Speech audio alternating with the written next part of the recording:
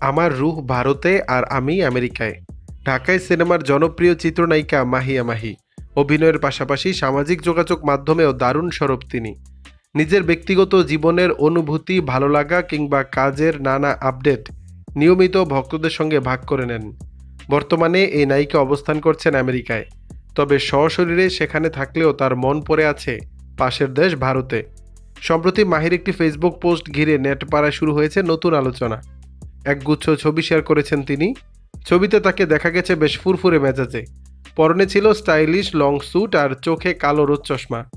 আমেরিকার রাস্তায় ক্যামেরাবন্দি হলেও ছবির ক্যাপশনটি মূলত ভক্তদের ভাবিয়ে তুলেছে।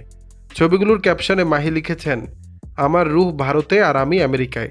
নায়িকার এমন রহস্যময় ক্যাপশন দেখে নেটিজেনদের মনে জেগেছে নানা প্রশ্ন। হঠাৎ কেন তার রুহ ভারতে পড়ে রইল, তা নিয়ে চলছে জল্পনা কল্পনা। ভক্তদের অনেকেই মন্তব্যের ঘরের কারণ জানতে চেয়েছেন। আবার কেউ কেউ বিষয়টিকে নিছক মজা হিসেবেই দেখছেন। দর্শক, বিষয়টি নিয়ে আপনাদের মতামত জানাবেন নিচের কমেন্ট বক্সে।